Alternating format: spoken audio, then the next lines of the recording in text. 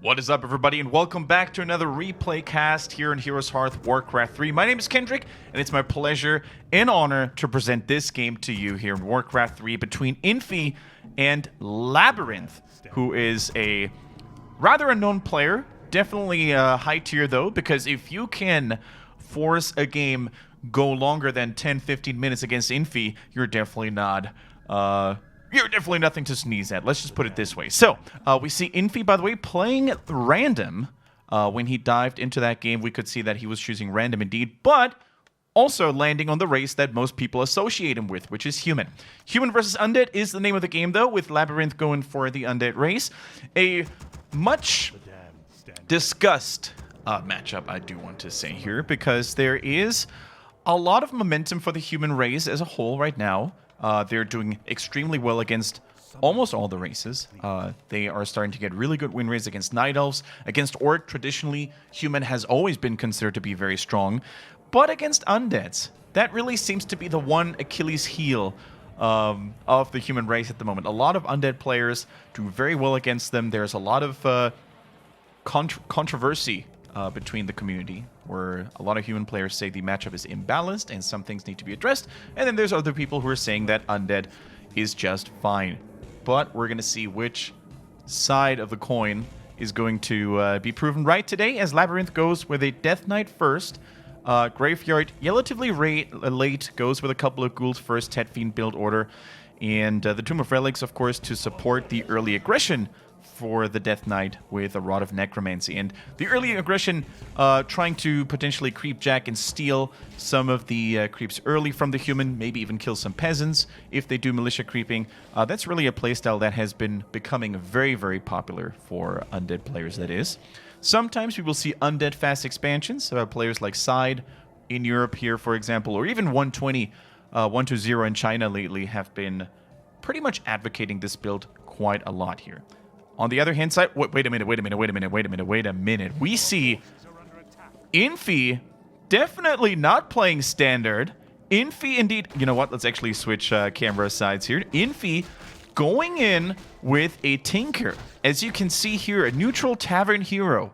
Not really a standard choice by any means, while he leaves the footmen at home to prevent any skeleton DK harass from the undead player from LabyRinthzZ. And he's creeping away the green camp right next to his adversary's base with just one footman and a couple of clockwork goblins. These skeletons are no longer a problem, no longer a factor. 3 city guards are basically taking care of that. And LabyRinthzZ, I think at this point, is getting a little bit confused, a little bit irritated, because he was definitely not expecting, first of all, Infi, of course, not being at the standard creep spots, which would be the turtles over here, maybe even a fast creep over here for the goblin laboratory, or a fast expansion. All of these things are possible on Last Refuge. So he's currently trying desperately to find the Tinker, which is dropping dangerously low in HP. One Death Girl comes flying already, snatches the item, and with that level up to 2, he teleports back to safety, catching the item just in the nick of time. And look at the Death Knight right now. Completely inefficient and useless so far. Tries to go for a footman finally, despite using a lot of mana now to get what he so wanted. Finally with a little bit of experience. But Infi is relentless. Infi's not stopping right now. He roughly knows where the Death Knight is, seeing him on the opposing side of the map. And now he's taken 4 green camps, if I recall that correctly, right? No, 3. So he still has that turtle camp left to go, but he took this one. He took that one away from LabyRinthzZ, and now he's going to take this troll camp on his own half of the map. So, extremely cool scouting patterns coming in from Infi, stealing as much experience from his opponent away as possible. Now the crabs are being taken for LabyRinthzZ. A little bit of an act of desperation here. Immediately goes onto fiends as well, by the way. Realizes that ghouls are probably not going to do much. He could have used some ghouls, though. He could have gone for like 5 or 6 ghouls here. And maybe get some ghoul-only creeping while harassing the human, but because he didn't find Infi immediately, that was not really an option anymore, because it's only worth doing that when your Death Knight is being somewhat efficient on the other half of the map. So Infi just outplaying his opponent there with superior creeping patterns and routes. We see here, by the way, crazy claws of attack on the Tinker. Traditionally not the hero you're looking to have these items on. Now buys movement speed boots and Staff of Teleportation. So this Tinker is going to be quite the early game threat.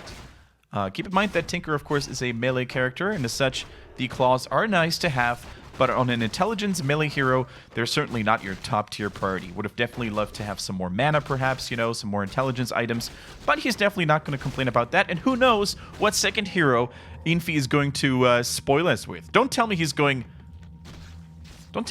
solo Tinker, by the way. I mean, Infi likes to do crazy things and usually makes them work very well because of his exceptional individual skill.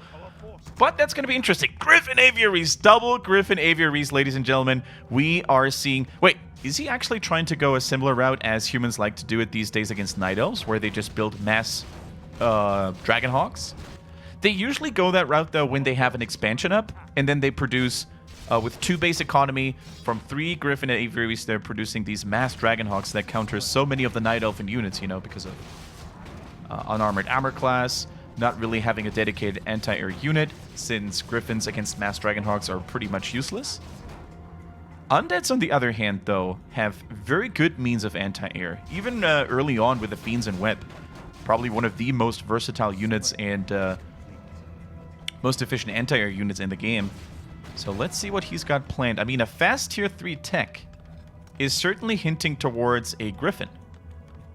Hippogriffs, by the way, I was referring to earlier with the Night Elves. Griffin's, of course, a unit that is exclusive to the human race. So yeah, are we going to see... are we going to see Griffins, Dragonhawks, or just Dragonhawks, or... I don't know what Infi is planning to do here. Let's see. I mean, what is the Undead player doing? Teching almost as fast as his opponent, Infi. Let's see what we're going to see here. The Tinker, by the way, did go for Pocket Factory only, no rockets. And he's a very fast combatant at this point. Tries to evacuate some of the footmen here, but likely not going to be successful. One gets away. The other ones were Novad and Coiled. The Tinker, man. If we are going to see some level 6 Tinker tank carnage... that could certainly be taking this game to a whole nother level. The level 6 of the Tinker is oftentimes very, very much forgotten about because you very rarely see it these days. Speaking of the Tinker, he's dropping a Pocket Factory here to potentially tackle one of the more powerful camps of the map with the Fountains of Health. And we see indeed a Dragonhawk coming through for that dragon, most likely. 3 more, or 2 more, now a total of 3. Drags it out so the fountain will no longer heal it, and then shackles it and takes it down in all silence. I like it. I like it a lot, actually, the creeping methods and patterns that we get to see here. LabyRinth, unfortunately, is unaware of what his opponent is doing at the moment. Otherwise, this would have been a fabulous opportunity for a creep jack. Unfortunately, the shackle wasn't strong enough in one go, so they're going to have to bait it out again. Now the dragon actually has Inner Fire on it as well, and Bloodlust. Very dangerous foe to go up against now. But these Dragon Riders should be fine just like that. And here go the Griffin Riders indeed. The Griffins are unleashed. Ladies and gentlemen, we see a Scourge Bone Chimes, relatively useless for the current army composition of Infi. So he's likely going to sell that. Unless he wants to go Knights or more Footmen now. We don't really know what we're going to see here, or if it's going to be a mass air army. The opposing side of the battlefield, we see the Undead now going for a Destroyer upgrade. Dreadlord third. So the trifecta of classic standard Undead heroes is going to be unleashed once more. With Lich, Death Knight, and Dreadlord. It looks like the Tinker is dropping a Pocket Factory for base harass. Trying to attack some of the Acolytes potentially. Maybe some of the Ghouls are now being withdrawn. You know, that all takes a little bit of time, a little bit of resources away. And since the Tinker had a Staff of Teleportation, he was relatively safe to do all that. Still hasn't sold the Scourge Bone Chimes, by the way. Still no expansion on either side either, really.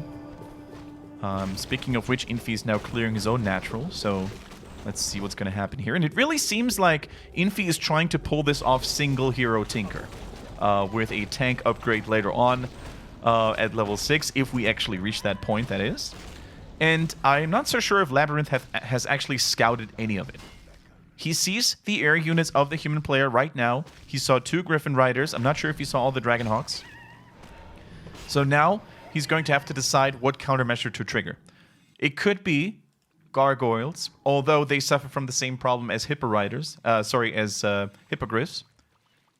The fact that a decent number of Dragonhawks just counters Gargoyles super easy because of Mass Shackle, and then He can add some other units like rifles or casters to take them down.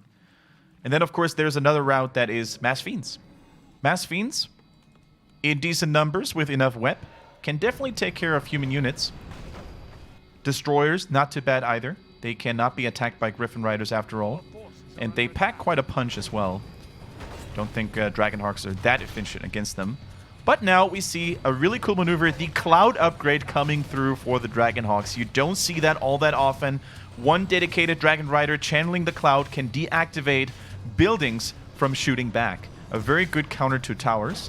And something that we don't get to see that often. Comparable somewhat to the Orc Bat Rider upgrade that prevents buildings from working but also damaging them. It's just a channeled ability and an AoE effect, so very, very useful for these flyby maneuvers. And Infi is trying to expand behind all that. The Shade, by the way, scouting it out so LabyRinth knows exactly what Infi has up in plans for him. He builds the towers first, probably tries to develop them immediately as well, and he builds them in a way that they block the undead from entering immediately. Why is that good? Why is that smart building, smart SimCity? It is because of the fact that undead heroes normally do want to use their spells. I didn't expect him to do scout towers only, guard towers only, excuse me. I actually thought he would go for a couple of arcane towers too, so they would actually sap the mana away from those undead heroes whenever they wanted to go for a drive-by. But it looks like he's going for the raw damage of the guard towers. Now we see a duel here. The Lich, who by the way has a respectable inventory with boots and claws, is dueling and fighting the level 5 Tinker, soon to be level 5.5. And the Tinker now doesn't have pocket rockets, so that means he can't really mini-stun, he can't really CC the Lich in place. And now we see reinforcement from the Undead player coming in. The full trifecta of the Undead race is charging at this poor Tinker. Gets slept, by the way. Can they sleep him again and surround him? He does have a telestaff, so if the Dreadlord has another sleep ready, he can potentially interrupt the casting animation, and the TP has to be used as an emergency tool to escape and prevent the human from losing his most important unit on the field right now. Speaking of important units, the Cloud is active. The Cloud is working, and these towers are rendered completely useless. Same with the Black Citadel, by the way. Even the mighty Black Citadel cannot fire while the Cloud is preventing sight on those units. In the meantime, we see the Undead still desperately trying to take down those towers. At what cost, though? He's starting to lose workers right now. All these workers, of course, provide additional experience to that Tinker as well, who's getting dangerously close to level 6. As you can see here, only a couple more workers, a couple more units, and we're going to see the tank unleashed. He's healing at the fountain, by the way, a very smart move. Always make sure to carry at least one TP scroll against the Undead hero nuke. Base of Infi, we don't see a lot of additional units being used here, just upgrades right now for the air units. And the Fiend counter of LabyRinth is very low, actually. Now we see 2 Griffin Riders trying to take down the dragon with great ease because of strong damage onto the heavy armor. This should be relatively easy. The Undead drives by, though, and grabs the Sobi mask. A wonderful pickup for every Undead player. LabyRinth is definitely not complaining about that one. Next to the Pipe of Insight, I think probably the best item for mana-hungry heroes, and Infi, he has to TP immediately. Doesn't even wait for the Undead to deal all the damage onto the hero. TP's out immediately, so he has enough health left for a second fight. So you're going to buy another TP? Yes. So he's not relying on invul potions, as you can see. Completely trusting the TP. And now we have a very defensively built infrastructure for the human. We see a Mountain King being produced there as well, but these towers are very hard to reach for the Fiends, very hard to reach for the human heroes, so very nicely done. And Infi just needs to buy time. He needs to buy time for the air units to kill a couple more undead workers, or ghouls for that matter, to provide that level 6. I like what LabyRinth has done, though. A little bit of a sneaky defense here. 2 Fiends in the back can potentially web some of those Dragonhawks and prevent the Cloud from working. And Infi scouts that immediately. He sees that LabyRinth has learned and adapted to his constant harassing tactics. Pocket Factory coming through. The hero himself tries to assist the endeavor of taking down some undead stuff. And, you know, with the Tinker, actually, I think these 3 Fiends are not enough.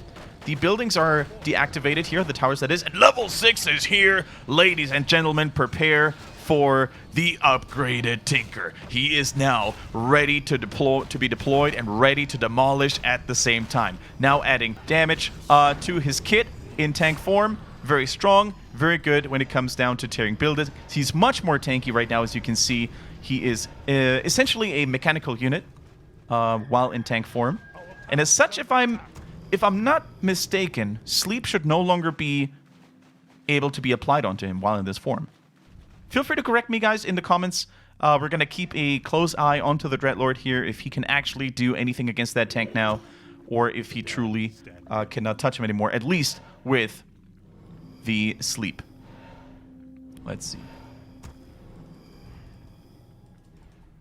This is so crazy. The movement speed, the health, the damage, everything is juiced up and pimped up right now. Exhibit would definitely not hate to do a special episode about this little tinker here. Although he might have some trouble finding stuff that can actually be pimped out when you're already pimped to the max, you know, in that mode. So the expansion is coming up. Towers are being built after. And here go the Pocket Factory. Of course, he can use the standard spells even while in tank form. It's not like he's silenced or muted or anything. Oh my god, what a pleasure it is to see this absolute beast in action.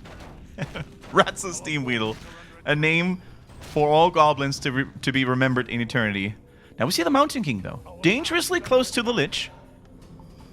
But not enough damage and follow-up for now to keep him in lock. The air units have dwindled, by the way, and have now also been separated, I think. So the actual units for Infi, the human player, are not that strong by themselves anymore. We see some knights now coming into this. And let's not forget that building all these towers only to cancel them is quite costly as well. They don't cost a lot, but if you add too many of these futile structures, I want to call them, you're definitely going to be in some trouble. And look at the Tinker. With the siege damage provided by his kit right now, he's chunking down those buildings like there was no tomorrow.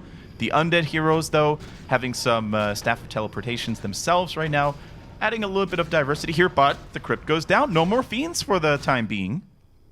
And more knights are being added to this. One knight currently idle. I'm not sure if that guy is blocked in. Could be. In that case, he would have to either destroy a structure or send some of the workers to lumber. Yeah, I think he's sending those three right now. Every unit matters. The cool thing about this is... Oh, another Griffin, by the way, falling. The cool thing about this is that both Griffins and Knights share the same upgrade. So, both units now with additional HP and damage. Kind of nice, actually. I think it was called Animal Horse Training. Oh, he takes down the Slaughterhouse with tons of little clockwork goblins. Normal damage, relatively great against buildings. Siege damage coming in from the Tinker. Pretty good, too. Let's see what we're going to have here. It's going to be pretty dangerous for Labyrinth to tackle this, especially because it's such an unorthodox playstyle, and there's a constant resupply of Griffins coming in right now. He always has to watch the expansion plays here as well for Infi. 2 base economy at that point would definitely break his back. We see a Shade currently at his own expansion point. I'm not really sure if it's needed right there. And most importantly, the Fiend counter has been halted for so long with the destruction of that crypt. And unlike humans, undeads can't fast build. They can't power build, you know.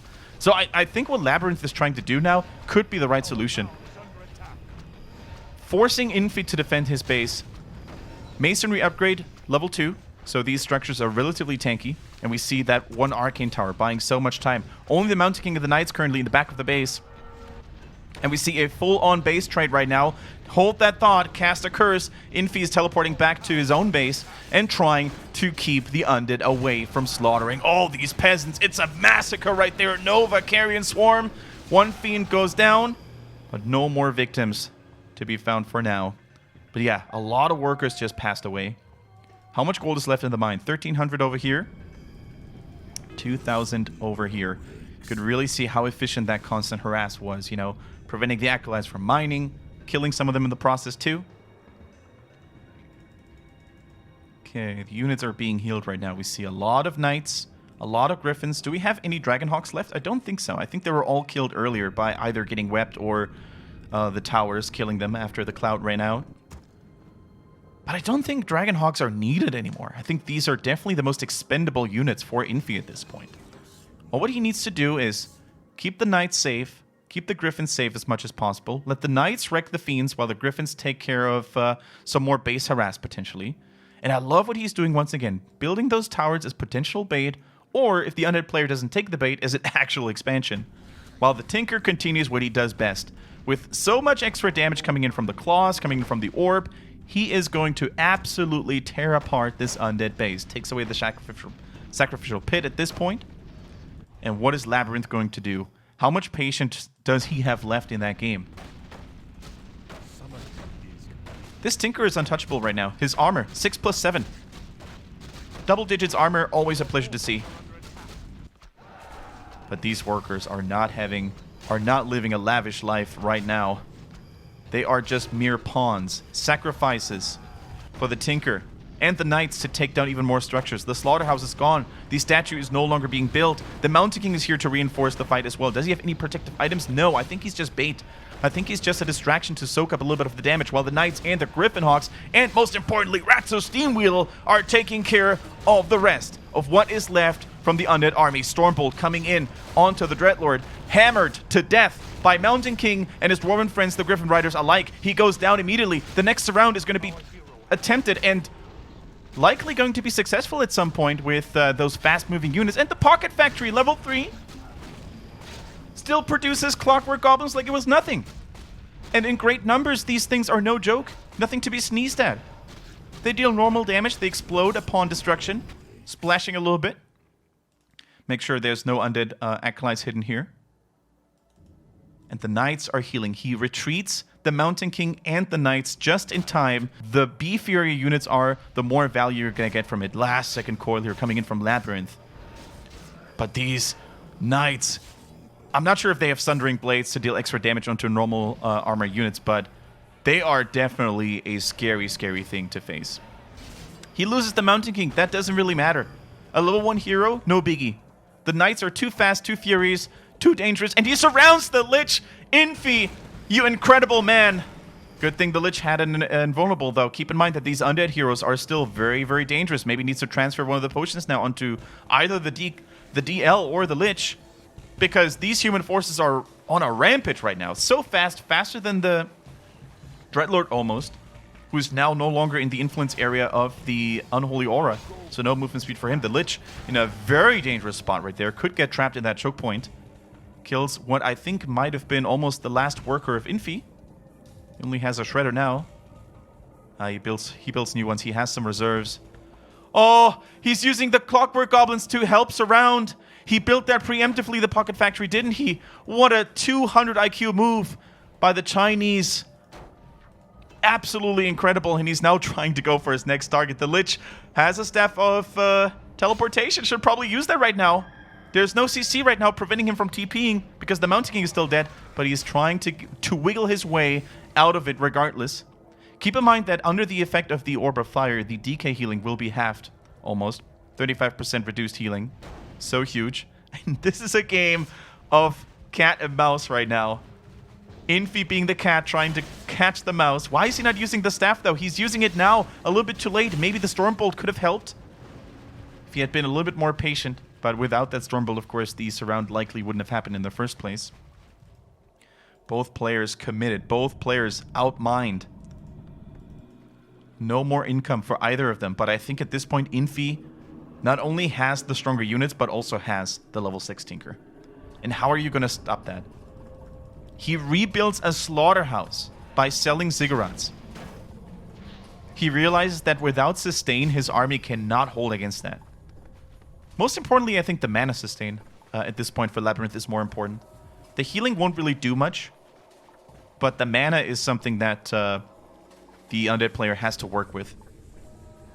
Especially when it comes to dealing with the Knights and the Griffins. Nice Destroyer, by the way, was sent in here to find the Knights and deal some damage onto them. And if he can catch those Knights, you know, with Coil Nova, one after the other, there might still be a chance left for LabyRinth. I wouldn't count the Undead player out now. A third hero coming through for Infi with Siphon Mana. So smart. Always pumping the little Mountain King so that Stormbolts can be flying. Free the Stormbolts. They want to be flying. Preferably onto an Undead face. Here goes the DK. Careful, though. I think that Blood Mage is likely going to say goodbye. But he forgets about the Lich, doesn't he? Does he forget about the Lich? Staff is not ready, it seems. Or maybe he forgot about it. The stun came through and the Lich is down. The main DPS source of the Undead army is no more. Is it going to be the DK next? He's trying to use those gobbos, those clockwork gobbos for additional surrounding. Oh my goodness, the Mountain King so strong right now. I think that was his level 3. Now we're going to see likely Stormbolt level 2. Boom, he executes that Fiend with great impunity. And I think at this point, LabyRinthz might be crippled. Can he sell enough buildings to rebuild or rebuy his Lich? That is the question. Infi. The Goblin Frenzy knows no limits right now. The tank is still hammering on those undead buildings. How many Acolytes are left? Does he even have money left to repair all that? Because he needs that Lich back somehow. And keep in mind that by selling structures, true, he gets resources back, but he also loses additional structures for a potential base race scenario. And how are you going to stop this machine? Literal machine. Yeah, I think this is going to be it. The Tinker at this point, too tanky, magic immune, can no longer be harmed by the sleep, can no longer be harmed by anything the Undead has left, it seems. The healing reduction is also huge. The Mountain King is just destroying, distracting LabyRinthz, who seems to be overwhelmed at this point. And now with the Blood Mage being back, the Mountain King falling though. A glimmer of hope left, question mark. Where's the Tinker just going to erase everything that was once undead? He has to evacuate the Acolytes and maybe rebuild a Necropolis. He does have enough resources. That means the Lich won't be coming back. Infi standing strong is distance mining. Long distance mining with one peasant. Infi is completely broke. He's committed to this. He cannot lose the Tinker. He's not going to lose the Tinker. He's going to destroy the last undead building, isn't he?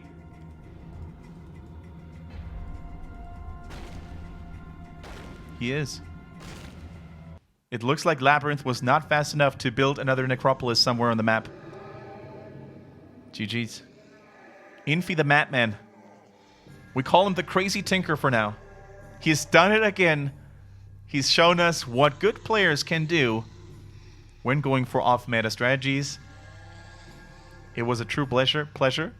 I think LabyRinthz did okay, but at some point, he was just outplayed and overwhelmed by all the unorthodox shenanigans that basically Infi had to provide in this game. The air harass, the unorthodox hero choice, the fact that he got outcrept in the early game with extraordinary paths by Infi, hard to predict. So I think from start to finish, really, just a masterclass by Infi, showing us what the elite can do. I hope you enjoyed this game, guys. If you did, feel free to let us know in the comment section down below. Drop a thumbs up, maybe leave a subscription. We would love to see you in the future. Again, there's way more Warcraft 3 content coming, so feel free to spread the word. And until next time, guys, take care.